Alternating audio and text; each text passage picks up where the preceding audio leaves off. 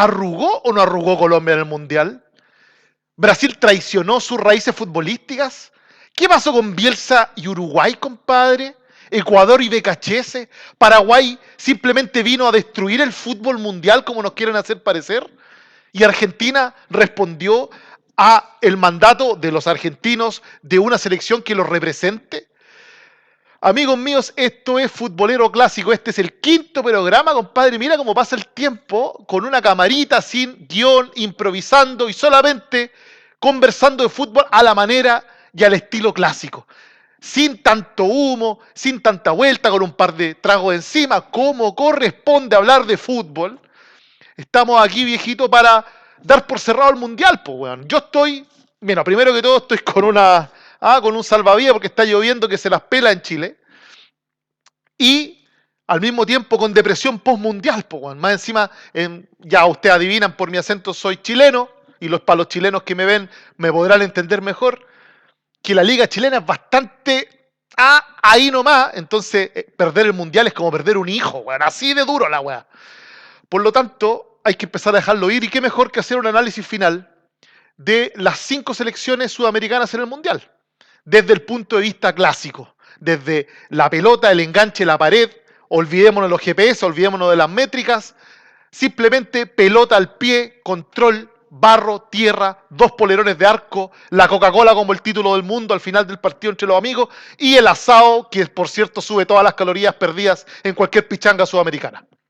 Todos los análisis, por cierto, van a ser desde el punto de vista asociado a la identidad histórica de cada país. Porque es cierto, los equipos van evolucionando, van cambiando, pero para los sudamericanos, la identidad de cada pueblo se ve reflejado en cómo sus equipos juegan. Tal vez esto no pasa en otras partes del mundo y los españoles, los ingleses, los mexicanos no lo entiendan, pero nosotros en Sudamérica lo entendemos. Por lo tanto, el análisis parte de ahí. Olvídense de los tiktokeros que hablan de métrica, GPS, cuántos kilómetros corrió este otro. No, aquí lo vamos a ver desde el punto de vista de la identidad, que por cierto es la identidad más ganadora en la historia de los mundiales. No olvidemos que el fútbol empieza oficialmente en 1930 en los mundiales, y desde ese momento hasta el 2002, Sudamérica tenía una supremacía total y absoluta en el fútbol mundial, tanto en los mundiales como en las Copas Intercontinental, o ahora llamada Mundial de Clubes, pero es el mismo título, que también vamos a hablar en un momento de ese campeonato, sobre todo desde el punto de vista clásico. Pero bueno, partamos por el pentacampeón, el más ganador de la historia de los mundiales, Brasil. Brasil hace 20 años se dio cuenta que el juego bonito, el juego que venía de las favelas, el juego creativo de las playas, se había empezado a extinguir, y se extinguió por culpa de ellos mismos, porque pensaron que el modelo europeo era lo mejor posible, que lo físico, que el orden táctico era lo que se iba a comer el mundo. Y efectivamente lo hizo, pero principalmente porque Brasil soltó su identidad. Muchos dirán, epa, pero ojo que en el 94, con Carlos Alberto Parreira, ese Brasil tampoco destacaba por un gran juego. Puede ser. El 2002, efectivamente, Luis Felipe Scolari era un técnico mucho más ordenado tácticamente, también se las doy, pero hay un tema. Los futbolistas venían con un ADN particular. Sabían que el tocar, encarar, vulnerar el arco rival era parte de su identidad. Esa identidad está quedando atrás.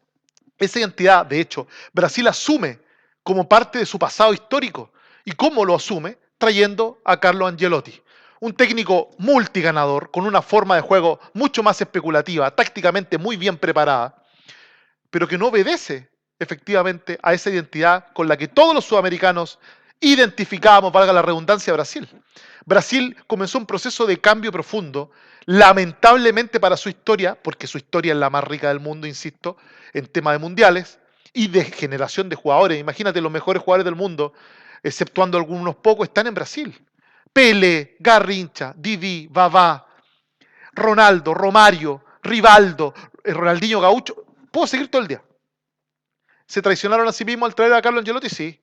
Hay que preguntarle a los brasileños si están realmente conformes con este cambio profundo en la forma en que su selección juega. Yo apuesto a que no. Yo apuesto a que los brasileños quieren perder, si tienen que perder, pero a la de ellos.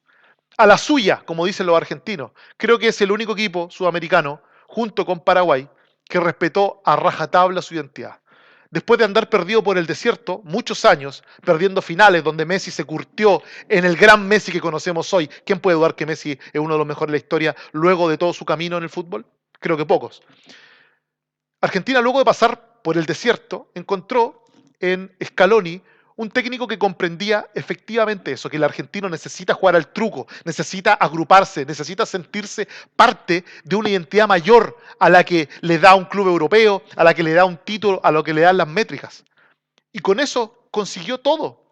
Argentina, este mundial efectivamente fue digno de su historia, tanto su historia más lírica, no olvidemos, después del 1-0 Argentina contra Inglaterra, ese pasaje, esos minutos, esos 15 minutos, mostraron esa Argentina campeón del mundo en 2002. Fue la última aparición de esa selección campeona, digámoslo, porque en la final lamentablemente no lo dejaron poner eso en campo, porque España juega y esa presión asfixiante posicional que tiene el equipo español, y cuando te quita la pelota no te la devuelve, hicieron lo otro. Pero en la final también Argentina mostró parte de su ADN histórico, con ese ADN más cercano a Carlos Salvador Vilardo, un técnico que sabía meterse atrás, sabía cerrar los espacios, y Argentina lo hizo por la mayor parte del partido hasta que lamentablemente cayó el gol español.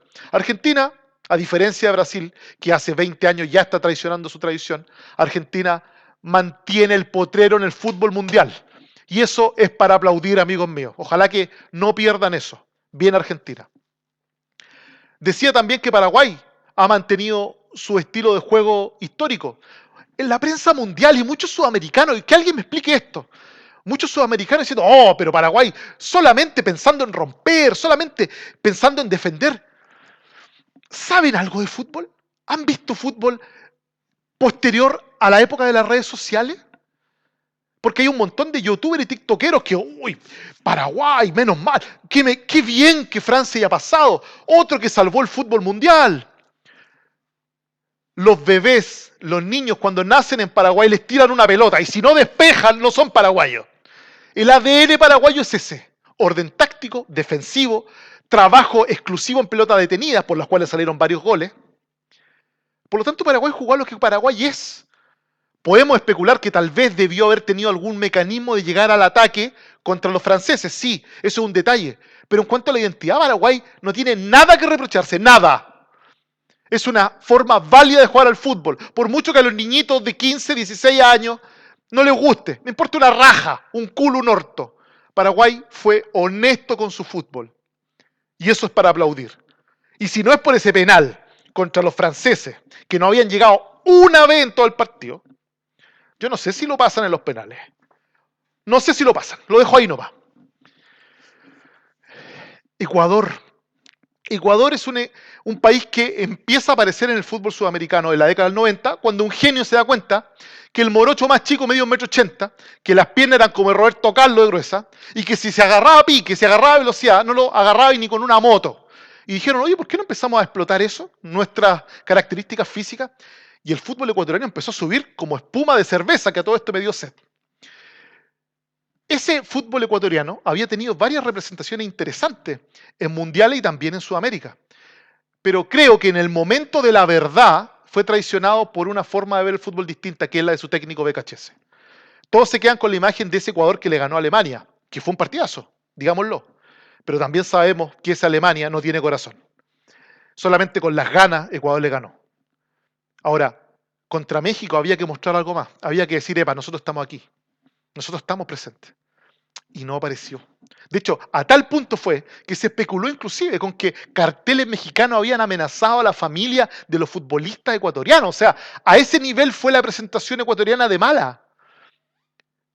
En cuanto a identidad, por algunos partidos apareció, pero en el momento de la verdad, y creo que esto es culpa de Becachese, frenó esa vertiginosidad por banda, frenó la velocidad en ataque, frenó el pressing que ya es característico del fútbol ecuatoriano, y apareció un Ecuador insípida que se fue cagando. Ese es el resumen de Ecuador. No sé qué piensan ustedes. Ahí conversemos por los mensajes. Colombia. Uy, uy, uy, uy, aquí viene. Esto es difícil. Hablar de Colombia es difícil. Porque Colombia, en cuanto a identidad de fútbol, clarito. Balón al pie, control dirigido, toda pelota, toda llegada hilvanada, potencia física. Siempre han sido grandotes y fuertes los colombianos.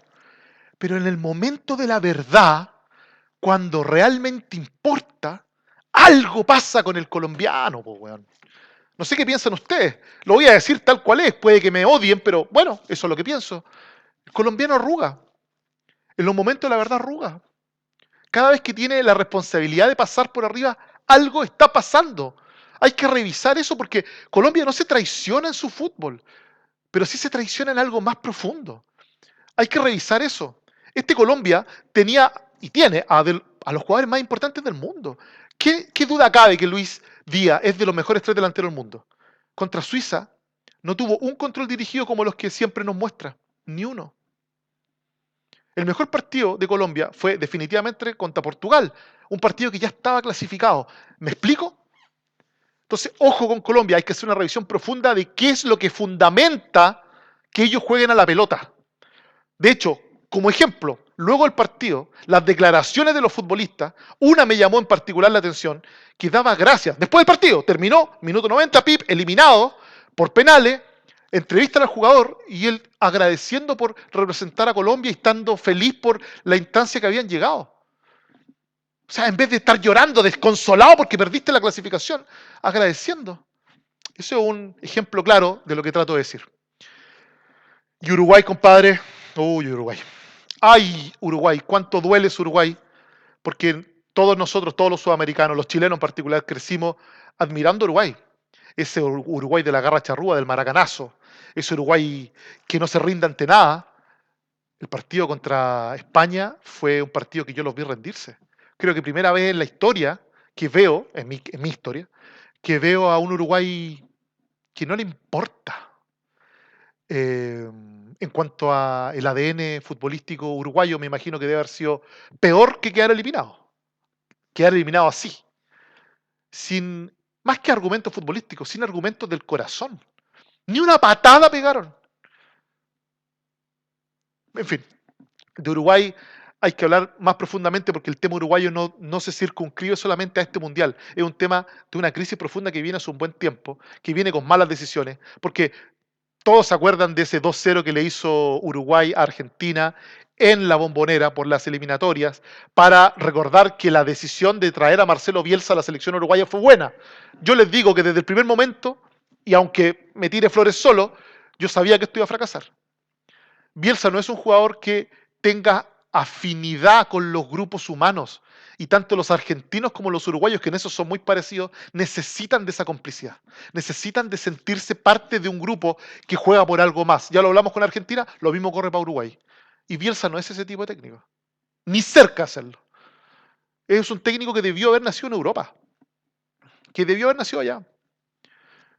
Fuera de su fanatismo extremo por Newells, son pocas las cosas que me hacen pensar que Marcelo Bielsa ve el fútbol como lo vemos nosotros los sudamericanos. Hay varias pruebas de aquello, que por cierto no las vamos a tocar ahora porque este no es un programa de Marcelo Bielsa, o para Marcelo Bielsa, sino que como resumen final. Salió un poquito largo, espero que no se aburran. Vamos a seguir hablando de fútbol, compadre, a la forma clásica. Este es el espacio que necesitábamos para conversar de estos temas.